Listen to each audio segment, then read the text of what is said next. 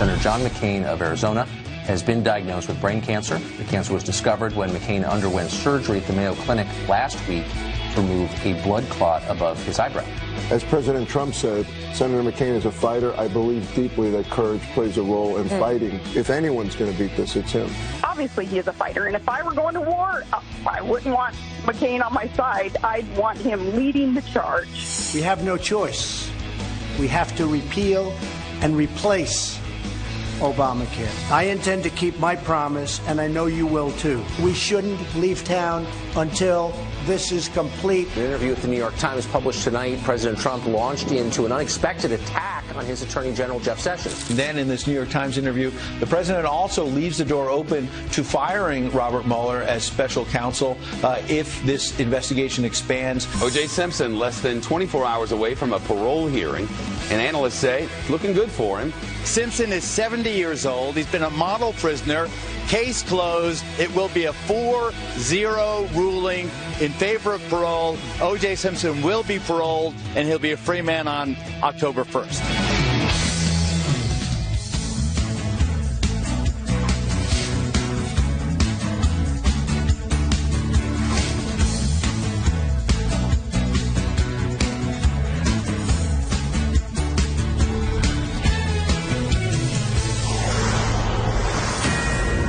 As you're waking up this morning, please remember the McCain family in your thoughts and prayers. Meghan McCain works here at Fox News, the daughter of Senator John McCain. And as we know, this is a Fox News alert. We learned of his diagnosis last night that he does have brain cancer. And now facing his toughest battle yet. Bipartisan prayers pouring in overnight for the war vet who already bears a lifetime of military and political scars. Griff Jenkins is live in our nation's capital with reaction from Washington. Griff? Good morning, Ainsley, Steve, and Brian. Overwhelming support crossing all political lines poured in overnight as the nation learned that one of its greatest war heroes will now fight another tough battle. 80-year-old Senator John McCain diagnosed with an aggressive form of brain cancer, glioblastoma. This following his recent blood clot surgery. The news fell hard on his closest ally in Washington, Senator Lindsey Graham, who had this to say after speaking to his friend. Talked to John. And yeah, I might have to stay here a little bit longer, take some treatments, and I'll be back. It's going to be a tough way forward, but he says I've been through worse.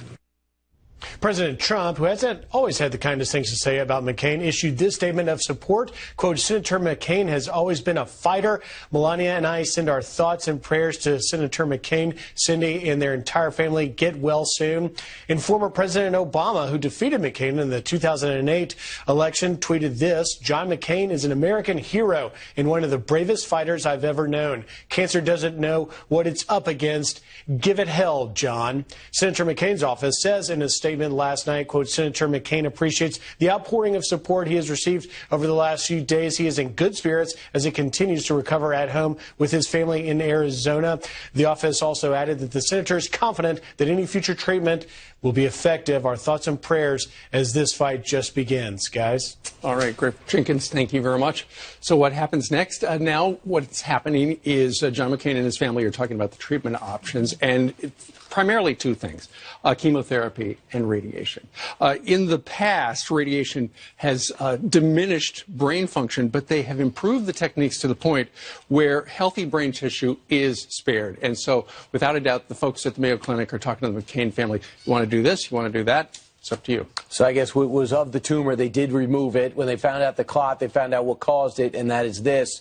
So John McCain was able to talk last night to Senator Lindsey Graham. He was actually, some said that, you know, he was on speakerphone maybe when they were going over, the Republicans were trying to hash out a way forward in health care. So for John McCain, this is just another one of his hurdles. Remember, you know about his plane crash. You know that he was jailed for years. You also know that there was a fire on top of an aircraft carrier and his plane almost blew up. So he saved himself there. You also say that, he has this, the blessing of great genetics. Mom's over 100, right? So, I mean, at 80 years old, he's not going to take a backward step. Meghan McCain, his daughter, she tweeted a long tweet that's just beautifully written. We're going to read a little bit of it. But in the beginning, she said, my grandmother is surviving, my mother, my sister, my brothers. And she said, the one who is the most confident and calm is my father. She also wrote, my love for my father is boundless. And like any daughter, I cannot and do not wish to be in a world without him. I have faith that those days remain far away, yet even in this moment, my fears for him are overwhelmed by one thing above all: gratitude for our years together and the years still to come. He is a warrior at dusk, one of the greatest Americans of our age, and the worthy heir to his father's and grandfather's name. But to me, he is something more. He is my strength, my example, my refuge, my confidant, my teacher, my rock, my hero, my dad. That is really lovely. Meanwhile, his wife, Cindy McCain, tweeted out, actually put on Instagram, an image of their wedding day with the sentiment. She wrote, "Thank you, all of you, for the wonderful thoughts. John McCain is doing well. We as a family will face the next hurdle together. One thing I do know is he is the toughest person I know. He is my hero, and I love him with all of my heart." And remember, this whole thing went into a delay when the blood clot was discovered on John McCain. He had to be hospitalized because of some headaches, and then they find out that grim diagnosis yesterday. And what goes back to how this whole thing started. They said, we've got to wait for John McCain to get better. He always gets better, and he's going to come back. We absolutely need his vote on health care. And then last night, at the urging of the president, all the no's got together, and the skeptics got together on the Republican way forward on health care reform. And meanwhile, in that conference, the word is it's no longer just about a straight repeal. The president wants these men and women to go back, not go on vacation, and come up with a health care plan that's going to replace Obamacare, not just a repeal, which, by the way, currently does not even have the votes. Interesting you say that about the vacation, because remember these senators said, all right, you know what, we're not going to take the first 2 weeks of August off. We'll just take the last 2 weeks off instead of the whole month. Now there are talks that they should take off the whole month, or at least until this thing is passed. Work the whole month until it's passed. And at the lunch yesterday, the president told him 3 times they should do that, although when Mitch McConnell was asked about it later, he was a little cagey, didn't really answer it. So here's the thing, our thoughts and prayers clearly are with John McCain and his family about the recovery and the treatment issues that they are facing at this point. But then, he's a senator, and the U.S. Senate is concerned with doing something about health care. The way it works right now is it is uncertain when he's going to return, although he says he would like to come back as soon as possible. If only 99 U.S. senators are voting at any one time, that means Mitch McConnell can lose one senator voting no. So here's what they're doing at this point. They're thinking about the new repeal and replace thing. Apparently, the Republicans, to get the moderates over onto their side, are going to add $200 billion to the states that expanded Medicaid. At the same time, Club for Growth and I think Tea Party patriots are targeting the moderates who have said, we're probably going to be no. We're talking about the senator from West Virginia, also Alaska, Ohio, and, of course, Susan Collins in Maine. Yeah, let's just blow up the entire party. So that is a great move. They're trying to get they're trying to use their leverage to get them to say, hey, you have told us many times you're going to repeal and replace. If given the chance, you got the chance, you can't say. But moderates aren't just the problem. Conservatives are the problems. I don't see Senator Mike Lee currently, although he's open, and he was evidently had meetings with Corey Lewandowski and David Boss Tuesday and was there yesterday. And Rand Paul, who will be joining us a little bit later, and maybe Senator Dean Heller. We're not sure. They're just as dug in as Susan Collins and Senator Portman are dug in. So why are they just targeting moderates? Well, that was a talk yesterday at the White House. Also yesterday, the president was giving an interview and was very critical of the U.S. Attorney General, Jeff Sessions, saying he never should have recused himself. If he had done that, I never would have put him in this position. Listen. Jeff Sessions takes the job, gets into the job, recuses himself, which frankly, I think is very unfair to the president. How do you take a job and then recuse yourself? If he would have recused himself before the job, I would have said, thanks, Jeff, but I can't, I'm not going to take you. It's extremely unfair, and that's a mild word, to the president. So he invited Peter Baker, Maggie Haberman, and Mike Schmidt of the New York Times to come over and do an interview. So for 50 minutes they spoke. And by the way, it's not a guy unhinged. He was very jovial, they say. Sure. His granddaughter came to visit him. Ivanka brought him over. The granddaughter was talking about she can speak a little bit of Chinese. He was having a good time. Sure. But he was dogged in going after Robert Mueller and the problems he has there with Attorney General Sessions, as well as why he fired James Comey. Well, you know why he did the interview? today marked 6 months in office. So he invited the New York Times in to take a look back. Regrets, he has a few. You know, had he known at the time, keep in mind, he has not been a politician very long. Had he known that when you're in the Department of Justice, if you're involved in any way with some sort of an investigation, you've got to recuse yourself. Had Jeff Sessions told him, had anybody from the Department of Justice told him that, probably would have said, you know what, I love Jeff Sessions. He was the first guy from the U.S. Senate who helped me out. But you know what, Jeff?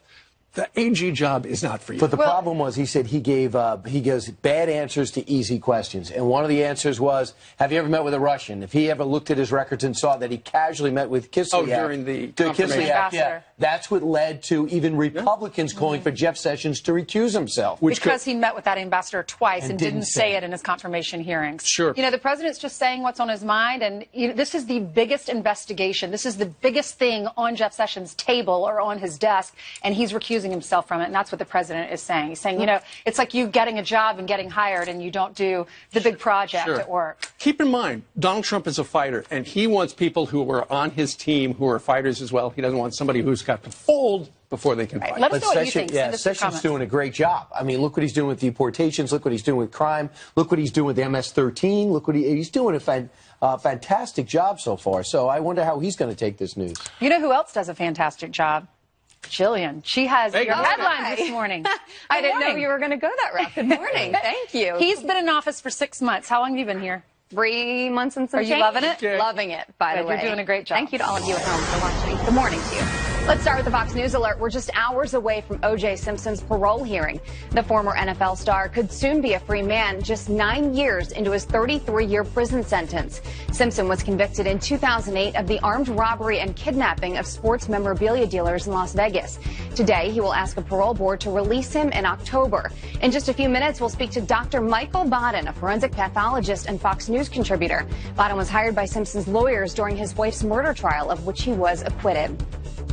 911 transcripts just released, shedding new light on the deadly shooting of Justine Damond by a Minneapolis police officer.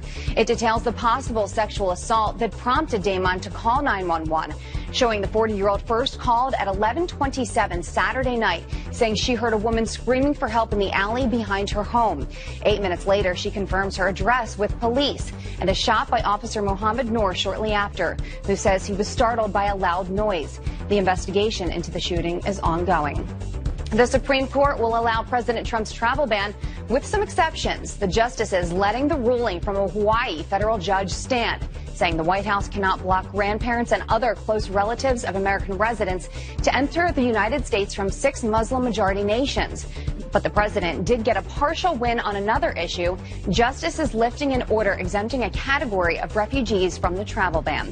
And that's a look at your headlines on this Thursday morning as I send it back to you guys. One more wake up for the week. That's right. exactly Like right. your alarm clock. Did think about that this morning. Thanks, Jillian. All right, coming up on this Thursday, a Texas sheriff calling out ICE for trying to deport an illegal gang member, and he's already been deported 4 times. And then something remarkable is happening at the state level for the Republican Party. The 10 most popular governors in the country, all Republican. One of them, Wyoming Governor Matt Mead, joins us next. And we'll be right back.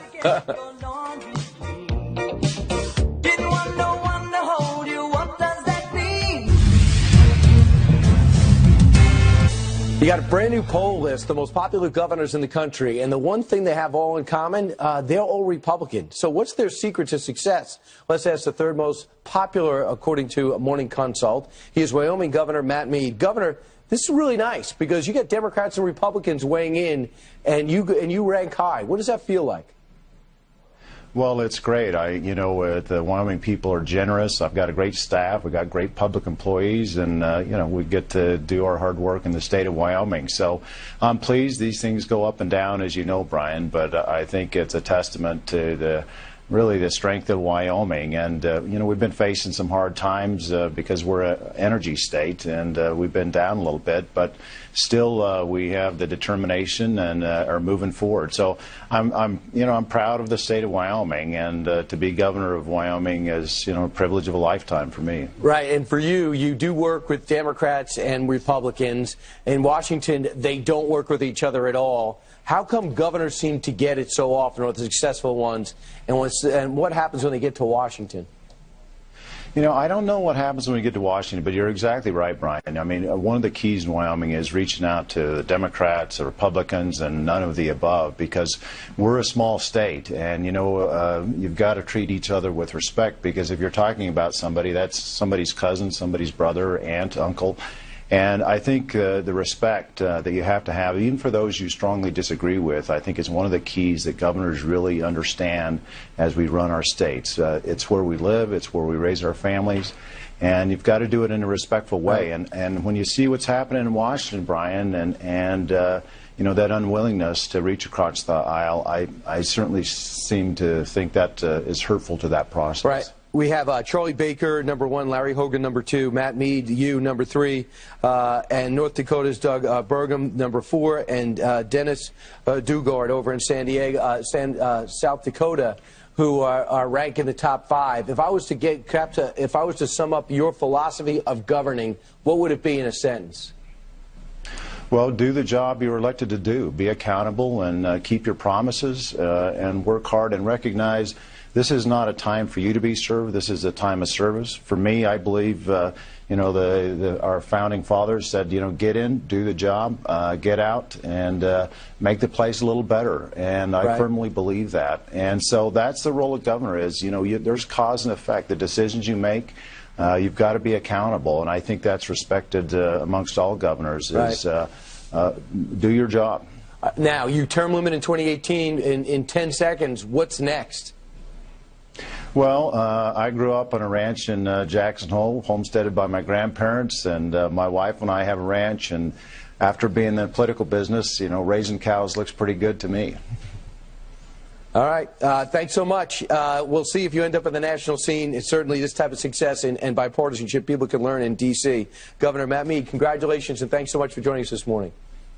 Thanks, Brian. I appreciate it. All right. Coming up straight ahead, we change gears, and this is a Fox News Alert.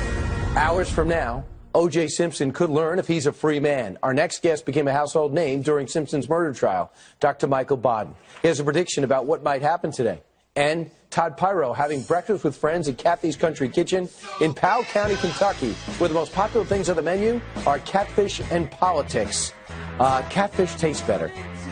Here's some quick headlines for you. In just a few hours, President Trump is going to head to the Pentagon to talk terror. His national security team giving a briefing on the fight against ISIS and global deployments. But no additional deployments are expected to be announced. And you can soon carry a small amount of pot without getting arrested in the Granite State. New Hampshire Governor Chris Sununu signing a bill decriminalizing marijuana possession up to 3/4 of an ounce. Violators will only face a fine. The rule goes into effect in September.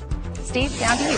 Thank you, Ainsley. A Fox News Alert. O.J. Simpson could find out later today if he will be a free man shortly. The former NFL star facing a parole board after serving 9 years of his 33-year sentence for armed robbery and kidnapping, among other things. This after he was acquitted of murder, a double murder back in 1995. Our next guest testified in the so-called trial of the century for the defense. Joining us right now is forensic pathologist and Fox News contributor Dr. Michael Baden. Good morning, Dr. Good to see you. All right. So we're talking about two different trials. The first one was the murder trial. He was found not guilty. What exactly did you do in that trial? I'm a forensic pathologist. I discussed the autopsy, what was done well and what wasn't done well with it, and what the autopsy shows. I didn't testify. Forensic scientists don't say he's innocent or he's not innocent. Right. That's the jury. But we go with the science, and I think the science in the first murder trial wasn't there for conviction in the way it was presented to the jury. Okay, so from the scientific standpoint, you were in charge of that kind of evidence, blood evidence and stuff. You and Dr. Henry Lee as well. But, you know, a majority of people actually think he probably did it. Yeah, yes, a majority does feel that way. Based on the evidence, based on things they've heard. Based on what's in the newspapers and the media. Right. But based on what was presented to the jury at trial, the jury felt unanimously, very quickly, within an hour or two, that the prosecution did not present enough evidence to convict him. Fast forward a couple of years, he's in Las Vegas. He bursts into somebody's hotel room. He tries to take back stuff that he felt was his. He winds up in another trial. He winds up a 33-year sentence. Many people, Dr. Bodden, said that that particular sentence was so heavy because they were essentially convicting him of the double murder that he was found not guilty of. Yes, it was a revenge verdict, and not a revenge verdict. He was guilty of stupidity, but the sentence was to teach him a lesson. I think he's been a model prisoner since, for 9 years. And what's interesting, he's now been in there longer than a plea deal that the district attorney had offered in the Las Vegas trial, which was turned down by the defense. It's interesting. Fred Goldman, the father of one of the people who was murdered back in '94, he feels that O.J. should stay in jail. But then again, the victim in this particular crime, this Bruce Fromlong guy, he says let him out. Yeah, but I think, it's interesting when we get very close to a person, our children, our clan, we want vengeance often. That's an emotional reaction. It shouldn't be a criminal justice reaction. He should not be further sentenced as vengeance or revenge, even though I, as a parent, might want it to be. And that's one of the reasons we have a criminal justice system. In the old days, Hamilton and Burr used to fight it out because of revenge rather than having the law take over.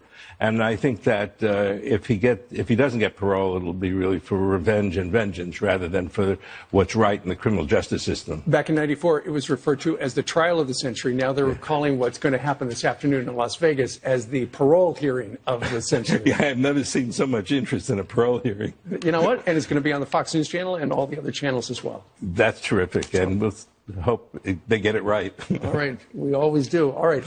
Dr. Bodden, thank you very much for joining us live. Good to see you. So what do you think? Do you think O.J., it's time for him to go from jail? Should they spring him? Let us know. Friends at FoxNews.com or Facebook or Twitter. Meanwhile, Senator John McCain, now in the most intense fight of his life after being diagnosed with an aggressive form of brain cancer. So what exactly is he up against? Radiologist Dr. Nicole Saphier is here. Good morning, doctor. And remember what happened when Milo tried to speak at the University of California at Berkeley? Yeah, that. Guess what? That school just silenced another conservative speaker. We're going to tell you who it is. But first, happy birthday to that guy playing the guitar. Carlos Santana is 70. We are back with the Fox News Alert. Senator John McCain diagnosed with brain cancer.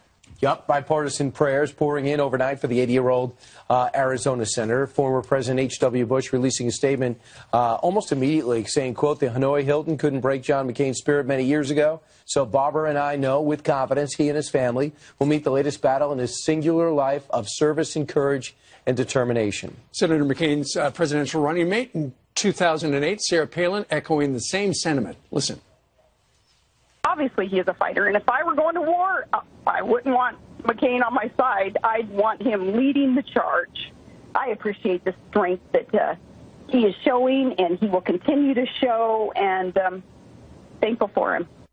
We brought in an expert to answer some of our questions about his diagnosis. Dr. Nicole Saphier, thank you for being with us. Good morning. So I know he's getting treatment in Arizona at the Mayo Clinic. Is that the best place for him? Mayo Clinic, Arizona, I'm a little partial to because I did my training there. I'm born and raised in Arizona, and I did training at Mayo Clinic. I was never directly involved in his care, but I feel for him, and I feel a connection there and with him, and he's in great hands. So. Surely. Famously, he was diagnosed with melanoma close to 20 years ago. So a lot of people are going, well, did this particular aggressive form of brain cancer, glioblastoma, did it metastasize from the melanoma? Is it related in any way to the melanoma? What's happened with Senator McCain is really highlighting the importance of us going to our general practitioners and having our annual physicals. He has been battling with melanoma for decades, successfully, amazing treatments out of the Mayo Clinic. What happened? He went and saw his primary care for a checkup, or I'm not sure which type of specialist, but he went for his checkup. They saw what they said was, he mentioned he had some double vision, some blurry vision, and he just was feeling a little off, not so sharp. And so what happened, this prompted a CT scan. CT scan showed what they called a blood clot, or a hemorrhage, bleeding in the brain. And so they did surgery to remove it. Now, I suspect that they already suspected that there was possibly a tumor under there because they did send it to pathology. So what happened is there was bleeding in the brain. caused by a tumor. Now, the diagnosis came out to be glioblastoma multiforme, also known as glioblastoma or GBM.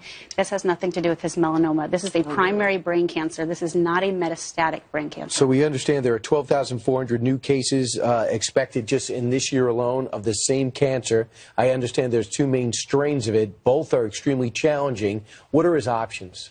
So there are actually more than two types of glioblastomas. They're very different. This specific one actually is the most aggressive type. It's what we call stage 4 at this point, or I'm sorry, grade 4, not stage 4, grade 4 brain tumor. And he has options. The standard options are tumor debulking surgery, which he's already done. Once the incision heals, what's going to happen is most likely a combination of radiation coupled with chemotherapy. Now, we do have some trials throughout the nation, immunotherapy, gene therapy, and even vaccines. Right. I'm not sure which route he's going to go. They did mention chemotherapy and radiation. Personal decision. Yes. You know, real quick, last question. Of course, our thoughts are with him and his treatment. But the people in Washington, you know, he's got a day job still. They're curious when he might be able to travel back. This is going to be a personal decision. This is going to be up to our senator and his family and kind of what he can tolerate. You know, his